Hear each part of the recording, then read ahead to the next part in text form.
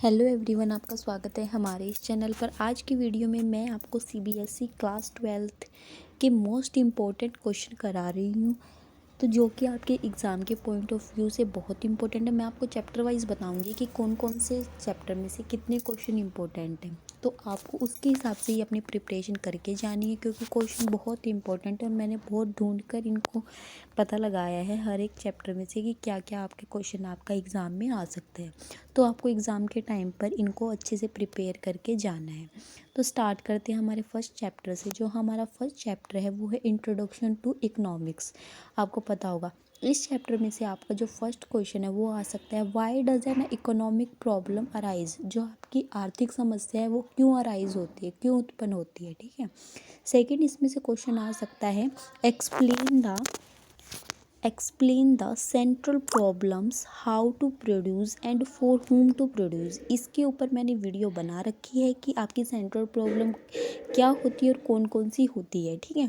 उसके बाद जो आपका सेकंड इसमें से आता है, थर्ड क्वेश्चन इसमें से आ सकता है, what will be the impact of recently launched goods and services act on the production possibility curve of the economic and a y. जो आपका जीएसटी है वो हमारे पीपीसी पे क्या प्रभाव डालेगा, ठीक है। ये आपको इसमें बताना है। ये 3 मार्क्स में आपका क्वेश्चन आ सकता है। एक क्वेश्चन आपका फोर्थ इसमें से आ सकता है, give reason and a comment on the shape of PPC based on the following schedule. आपको एक शेड्यूल दे दिया होगा, ज़रूरी नहीं है कि सेम शेड्यूल हो, मतलब इस टाइप से ही आएगा आपका। ये आपके चेंज हो सकता है। जैसे गुड ए दे रखा है और आपको गुड बी दे रखा है। जैसे गुड ए का प्रोडक्शन हमारा बढ़ रहा है, एक का प्रोडक्शन बढ़ने से दूसरे का प्रोडक्शन हम क्या कर रहे हैं, कम कर रहे हैं। तो ये सिचुएशन आपको पीपीसी में दिखानी है। आपको कोई भी गुड दे देगा, एक का प्रोडक्शन बढ़ा हुआ दिखा देगा और एक का प्रोडक्शन घटा हुआ दिखा देगा। तो आपको वो पीपीसी में शो करना है कि पीपीसी हमारा कैसे बनेगा, ठीक है। उसके बाद आपका सेकंड चैप्टर है वो है theory of a consumer. Theory of consumer में से आपका जो क्वेश्चन है वो आ सकता है, given the price of a commodity x is a ₹4। जो आपका एक्स कमोडिटी है उसका प्राइस क्या दे रखा है, इसमें आपको 4 दे रखा है। And a marginal utility of money is a 5 utils. और जो मार्जिनल एमयू दे रखा है वो आपको 5 यूटिल्स दे रखा है। Find the consumer equilibrium point using the following schedule. आपको शेड्यूल दे रखा है, आपको बताना है कि कौन सी सिचुएशन पे हमारा कंज्यूमर इक्विलिब्रियम होगा। आपको पता है ये यूनिट दे रखी है, आपको पता है जैसे जैसे हम किसी वस्तु का क्या बढ़ाते हैं, उपभोग बढ़ाते हैं, कंजप्शन बढ़ाते हैं, उससे मिलने वाली यूटिलिटी हमारी क्या होती रहती है, कम होती रहती है। तो जहाँ पर ये जीरो हो जाएगी ना, जहाँ पे ये जीरो हो जाएगी, आपको पहले टीयू निकालना पड़ेगा। टीयू निकालने के बाद आपको पता लग जाएगा कि हम कंज्यूमर इक्विलिब्रियम कहाँ पर है, ठीक है। जैसे देख रहे हो आप, फर्स्ट यूनिट उसने कंज्यूम करी तो उसको 36 यूनिट क्या मिली, उसको मार्जिनल यूटिलिटी मिली। फिर सेकंड यूनिट कंज्यूम करी 32 मिली। ऐसे ऐसे उसकी मार्जिनल यूटिलिटी है जो वो क्या है, कम होती रही है। और एक सिचुएशन ऐसी आई कि जहाँ उसकी सिचुएशन माइनस में चली गई, तो उसको वहीं रुक जाना चाहिए। जहाँ पर उसे बिल्कुल सेटिस्फेक्शन नहीं मिलता उसको वहीं रुक जाना चाहिए। जहाँ माइनस आ गया उसका मतलब वो बीमार हो गया, उसने बार बार उसी वस्तु को कंज्यूम किया। मतलब आपको ये दिखाना है एम यू और टी यू कहाँ पर बराबर है हमारा, ठीक है। उसके बाद हमारा सिक्स्थ जो क्वेश्चन इसमें से आ सकता है, ये आपका देख सकते हो आप, a consumer consume only 2 goods x and a y's. उसने 2 गुड्स कंज्यूम किए, एक्स और y, whose price are ₹4 and ₹5 per unit respectively. आपको इसमें क्या दिखाना है, हाँ, एक का प्राइस दे रखा है 4, एक का दे रखा है 5।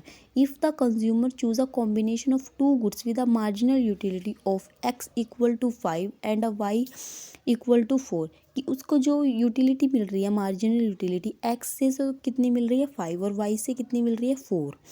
Give reason what will the rational consumer do in this situation. इस सिचुएशन में जो अच्छा समझदार कंज्यूमर होगा वो क्या करेगा। Use utility analysis. Utility analysis के थ्रू आपको ये बताना है, ठीक है। एक क्वेश्चन इसमें से आ सकता है, what is a budget line. 1 marks में आपसे पूछ सकता है बजट लाइन क्या होता है। या फिर आपसे पूछ सकता है, explain the condition of a consumer equilibrium using indifference curve analysis. Indifference curve के थ्रू आपको कंज्यूमर इक्विलिब्रियम बताना है। और इंडिफरेंस कर्व के आपसे फीचर भी पूछ सकता है एग्जामिनर, क्योंकि फीचर तो मोस्टली एग्जाम में आपसे पूछे जाते हैं। उसके बाद इसमें से एक और क्वेश्चन पूछ सकता है, जैसे a consumer consume only 2 goods each price are ₹2, कि 2 कंज्यूम कर रहे हैं, उसको क्या है 2 गुड्स उसने कंज्यूम किए और दोनों के प्राइस क्या है 2 है। If the consumer chooses a combination of 2 goods and a marginal rate of substitution equal to 2, कि जो मार्जिनल रेट ऑफ सब्सटीट्यूशन है वो कितना है 2 है। Is the consumer in equilibrium, क्या वो इक्विलिब्रियम में होगा, वाई और वाई नॉट, होगा या नहीं होगा, आपसे ये पूछा है, ठीक है। उसके बाद आपका जो 10 क्वेश्चन है वो आपसे पूछ सकता है difference between change in demand and a change in quantity demanded of a commodity. ये क्वेश्चन आपसे 3 मार्क्स में पूछ सकता है। और इसमें से पूछ सकता है वो आपसे what is the market demand of for a good, market demand क्या होती है, explain the factor determine the market demand, कौन कौन से फैक्टर है जो मार्केट डिमांड को इफेक्ट करते हैं, ठीक है।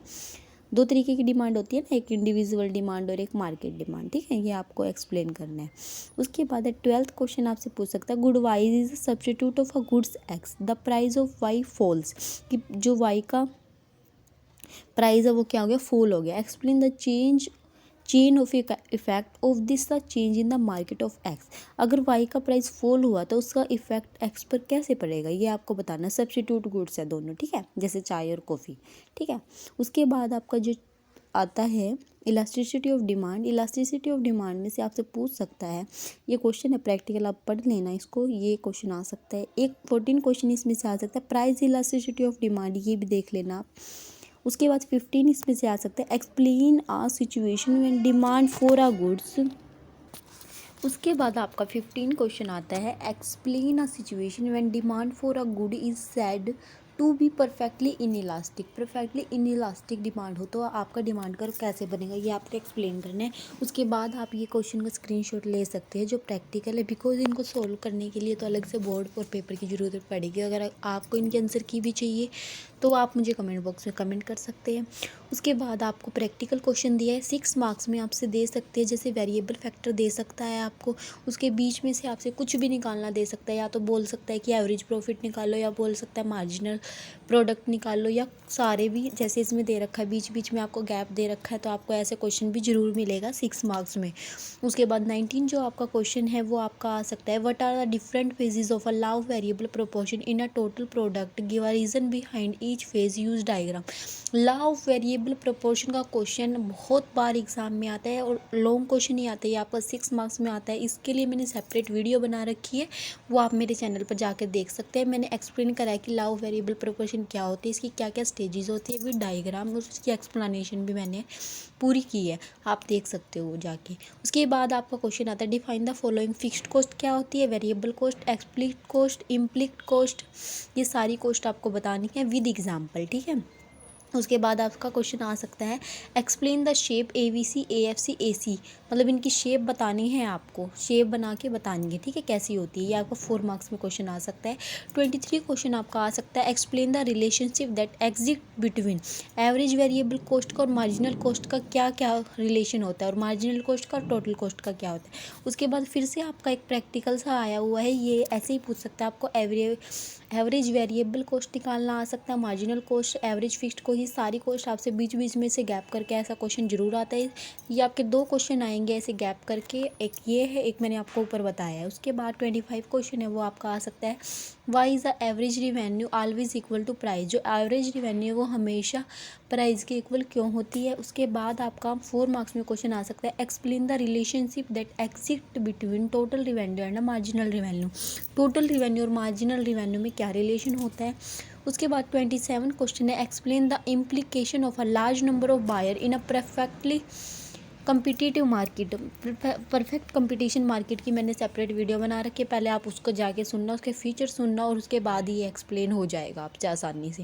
उसके बाद 28 क्वेश्चन आपका आया, why is a firm under perfect competition a price taker, give reason, कि जो परफेक्ट कंपटीशन मार्केट होती है वो एक प्राइस टेकर होती है, क्यों होती है, गिव रीज़न, ठीक है।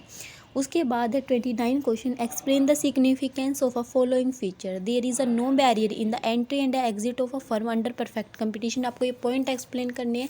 परफेक्ट कंपटीशन में जब आपको मीनिंग पता लग जाएगा ना परफेक्ट कंपटीशन का, इसमें बहुत सारे बायर होते हैं और बहुत सारे सेलर होते हैं। उसके बाद इसके फीचर भी मैंने एक्सप्लेन कर रखे। जब आपको फीचर आ जाएगा तो ये दोनों पॉइंट आपके क्या हो जाएंगे, अच्छे से एक्सप्लेन हो जाएंगे। उसके बाद फिर से आपसे यही ऐसे ही क्वेश्चन आया हुआ है, मार्जिनल रेवेन्यू निकालनी है, मार्जिनल कॉस्ट और प्रॉफिट कॉस्ट, ये आपको कैलकुलेट करके बताना है।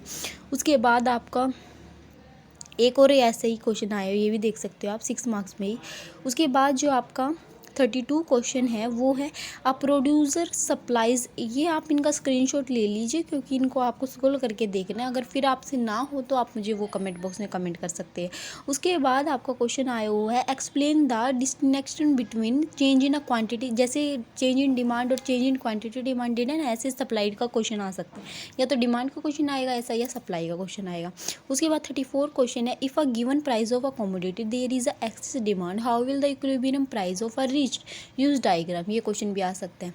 आप इनका जल्दी से स्क्रीनशॉट ले लीजिए क्योंकि क्वेश्चन इंपॉर्टेंट है। एक क्वेश्चन आपका आ सकता है explain the change of effect excess supply of a good and equilibrium price. उसके बाद 37 क्वेश्चन आपका आ सकता है market for a good in a equilibrium, the demand for the good decrease, explain the chain effect. ये chain effect आपका एक ही आएगा, इसमें 2-3 क्वेश्चन दिए हुए, मतलब ऐसे भी आ सकता है ऐसे भी आ सकता है, ठीक है। उसके बाद आपका मार्केट वाले चैप्टर में से आ सकता है why is the average revenue curve of a firm negatively sloped under monopolistic competition, explain, ये 4 मार्क्स में क्वेश्चन आ सकता है। या फिर आ सकता है explain how firm are interdependent in a oligopoly market, ठीक है, इंटरडिपेंड क्यों होती है ओलिगोपोली मार्केट में फर्म। उसके बाद 40 क्वेश्चन है explain the implication of a product differentiation feature of a monopolistic competition, ये 3 मार्क्स में क्वेश्चन आ सकता है। उसके बाद सेक्शन बी आपका, आपको पता ही होगा सेक्शन बी में आपका क्या आएगा, difference between stock and flow with example, ये ऐसे ही क्वेश्चन है, आप इनका स्क्रीनशॉट ले लीजिए क्योंकि अगर मैं इनको अच्छे से बोल बोल के बताऊंगी, वैसे एक क्लियर वीडियो, आप इनका स्क्रीनशॉट ले सकते हो। देखो एक आपका आ सकता है नेशनल इनकम में से एक्सपेंडिचर मेथड इंपॉर्टेंट है। उसके बाद प्राइवेट इनकम निकालनी आ सकती है। उसके बाद नेशनल इनकम कैलकुलेट करनी आ सकती है, कोई भी मेथड यूज़ कर सकते हो आप। मनी एंड बैंकिंग में से आ सकता है explain the problem of double council of a bonds faced under barter system, barter system में डबल काउंसलिंग कैसे होती थी, how has a money solve, money ने इस प्रॉब्लम को कैसे सोल्व करा। उसके बाद है मीडियम ऑफ एक्सचेंज, सप्लाई के कंपोनेंट पूछे गए हैं, कमर्शियल बैंक का प्रोसेस पूछा गया है। उसके बाद डिफाइन एग्रीगेट डिमांड, बहुत सारे क्वेश्चन, इनका आप स्क्रीनशॉट ले लीजिए और यही क्वेश्चन आपके एग्ज़ाम में आएंगे। तो ये आपकी 41 क्वेश्चन है, तो मैंने आपको बता भी दिया है। और अगर आपको फिर भी किसी क्वेश्चन में डाउट है तो आप मुझे कमेंट बॉक्स में कमेंट कर सकते हैं, और इसकी अगर आंसर की भी चाहिए तो वो भी आप मुझे बता सकते हैं, क्योंकि वैसे भी बुक में ही सेम क्वेश्चन आपको मिल जाएंगे, क्योंकि बिजी बहुत ईजी क्वेश्चन आए हुए हैं, अच्छे से एक्सप्लेन कर दूँगी मैं अगर आपको फिर भी चाहिए तो वीडियो। तो अगर वीडियो पसंद आया है तो वीडियो को लाइक और चैनल को सब्सक्राइब कीजिएगा, आपको मेरे चैनल पर कॉमर्स से रिलेटेड हर इंपॉर्टेंट टॉपिक की वीडियो मिलेगी। Thank you for watching my video.